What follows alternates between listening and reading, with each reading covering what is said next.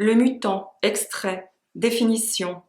On appelle mutant en biologie un individu d'une espèce existante portant déjà en lui les caractères d'une espèce nouvelle en train d'opérer sa mutation.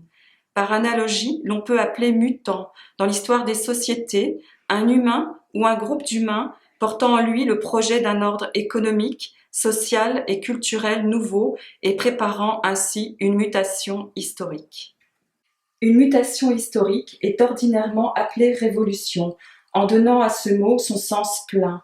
Une révolution, ce n'est pas un simple changement des équipes au pouvoir. Une révolution est dans la vie d'un peuple ce qu'est une conversion dans la vie d'un humain, c'est-à-dire un changement radical des fins, des valeurs et du sens de la vie et de l'histoire.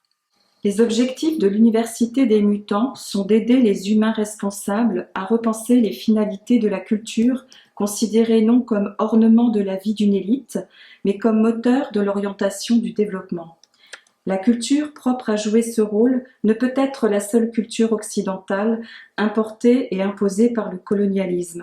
Quels que soient les mérites indéniables de cette culture, il apparaît aujourd'hui que son caractère unilatéral, privilégiant essentiellement la domination technique de la nature, conduit, du fait de son hégémonie mondiale, à mettre en péril la planète entière par le gaspillage inconsidéré des ressources et la pollution, sans pour autant résorber la misère et les inégalités sociales.